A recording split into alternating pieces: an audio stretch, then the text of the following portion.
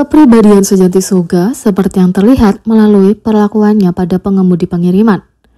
BTS sering dibicarakan karena sikap mereka yang rendah hati dan baik hati, dan seorang pekerja pengiriman makanan paruh waktu India di Korea berbagi sebuah insiden dengan anggota yang punya kesan abadi padanya.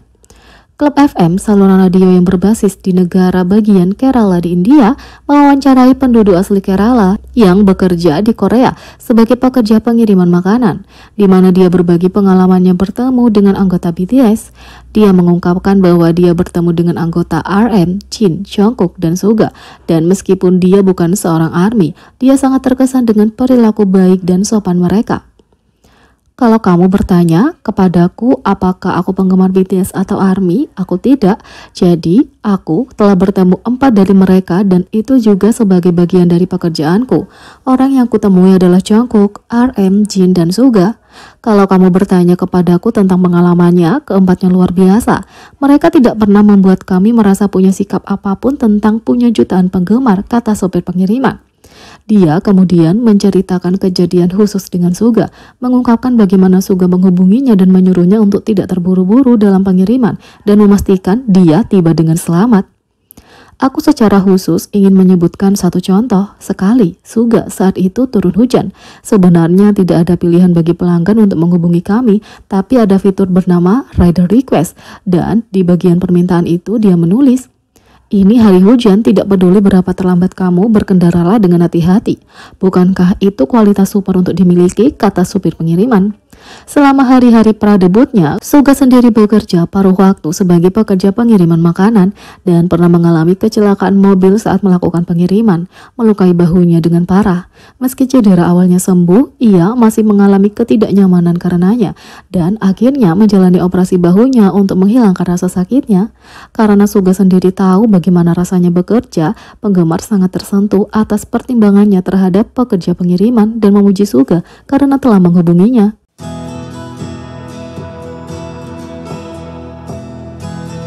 Yang kedua, kenapa panggung debut Jimin berkesan untuk PD Inkigayo?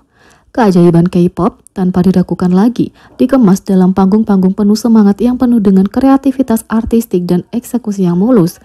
Panggung dalam K-pop bukan hanya sebuah platform, ini adalah kanvas bagi para seniman untuk menulis narasi melalui musik dan penampilan mereka.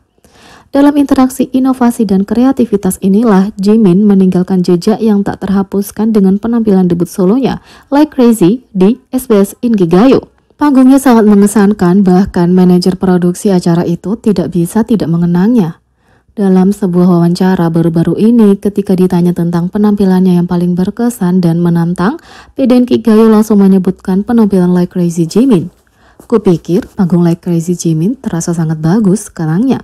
Apa yang membuat tahap ini begitu penting? Sebagai permulaan, itu difilmkan di luar batas studio biasa. Itu yang pertama untuk Inkigayo dalam beberapa saat dan tantangan yang cukup besar. Tantangannya begitu besar sampai-sampai PD tertawa saat merenungkannya. "Kami terdesak waktu, jadi aku bergadang selama beberapa malam, tapi itu terbayar," kata PD Inkigayo. Kenapa tertawa? Ya, itu bukan produksi panggung sehari-hari kamu. Saat tim artis berencana untuk menampilkan panggung dengan berbagai cara, seperti yang dikatakan PD, kamu bisa bertaruh itu akan menjadi ball game yang benar-benar baru. Itu berarti malam tanpa tidur, limpahan ide kreatif, dan upaya tim besar-besaran untuk memastikan semuanya berjalan lancar. Ini adalah pertama kalinya kami syuting di luar studio, dan itu lebih menantang daripada babak grup penuh, kata PD Inkigayo. Tapi inilah kesepakatannya, Jimin bukan sembarang artis. Sebagai anggota BTS, ia memikul tekanan untuk menegakkan reputasi pembangkit tenaga listrik K-pop global. Panggung solo pertamanya adalah kesempatan untuk menciptakan merek pribadi yang unik sambil mempertahankan standar tinggi yang ditetapkan oleh BTS. Panggung Like Crazy secara visual menawan dan beresonansi secara emosional.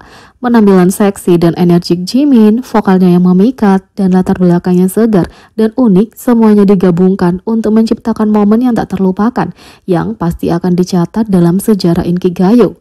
Itu adalah suguhan untuk ARMY di seluruh dunia, tontonan yang membuat keringat dan malam tanpa tidur menjadi berharga.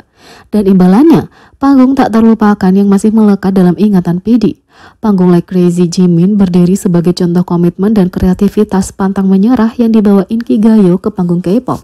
Tapi di atas segalanya, itu juga berbicara tentang dedikasi Jimin pada keahliannya. Di satu sisi, panggung Like Crazy menjadi bukti kehebatan artistik Jimin dan kegigihan tim Inkigayo untuk mendorong batasan dalam produksi panggung. Tentu, itu mungkin merupakan upaya yang menantang, tapi seperti yang dikatakan PD sendiri itu terbayar.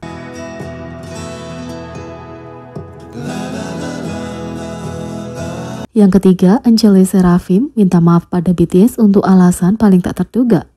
Angela Seraphim baru-baru ini mendapat perhatian setelah meminta maaf pada BTS untuk alasan paling tak terduga. Tentu saja, Le Sserafim memulai debutnya di bawah Hype yang dikenal dengan banyak artis senior yang luar biasa, termasuk BTS. Meski Le Sserafim baru debut tahun 2022, para penggemar sudah disuguhi interaksi antara kedua grup Hype itu. Secara khusus, Eunchae melakukan tantangan TikTok dengan J-Hope untuk challenge on the street. Sebuah video baru-baru ini dirilis di balik layar dari showcase Unforgiven mereka. Selama video itu, Eunchae diberi sejumlah lagu K-pop yang berbeda dan dia tampaknya harus menebak kapan lagu itu dirilis. Di antara lagu-lagu itu tidak lain adalah lagu BTS senior Hype mereka Fake Love. Ketika lagu itu dirilis, itu langsung menjadi hit dan bahkan sekarang penggemar tidak bisa mendapatkan cukup lagu yang menarik ini. Ketika Eunchae sedang melihat kartu yang dipegang oleh Chaewon dengan judul lagu, dia sepertinya membutuhkan beberapa detik untuk memikirkan jawabannya. Tak lama kemudian, sambil memegang lightstick Le Sserafimnya, Eunchae berteriak bahwa dia pikir itu dirilis tahun 2017. Eunchae punya reaksi paling lucu ketika dia mengetahui bahwa itu benar-benar dirilis pada tahun 2018. Idol muda itu bahkan berlutut secara dramatis membuat para anggota dan staf tertawa terbahak-bahak. Setelah salah menjawab, Eunchae kemudian membuat surat permintaan maaf yang paling manis kepada para anggota. Dia memulai dengan mengatakan bahwa dia ingin menjadi junior yang dapat dibanggakan oleh grup itu. Eunchae mengatakan, "Pada BTS Sunbaenim, aku ingin menjadi junior yang bisa kalian banggakan." Dia kemudian melanjutkan untuk meminta maaf atas kesalahan yang dia buat dengan cara yang paling lucu. "Beraninya aku mengatakan bahwa lagu 2018 dirilis 2017. Aku sangat menyesal karena mengatakan itu," kata Eunchae. Kalau itu tidak cukup, setelah permintaan maafnya yang menggemaskan, Eunchae mulai menari dengan penuh semangat. Bahkan kalau Sakura awalnya tampak bingung dengan apa yang dia lakukan. Saat video itu dibagikan di TikTok, netizen tidak bisa menyembunyikan tawa mereka atas permintaan maaf Eunchae.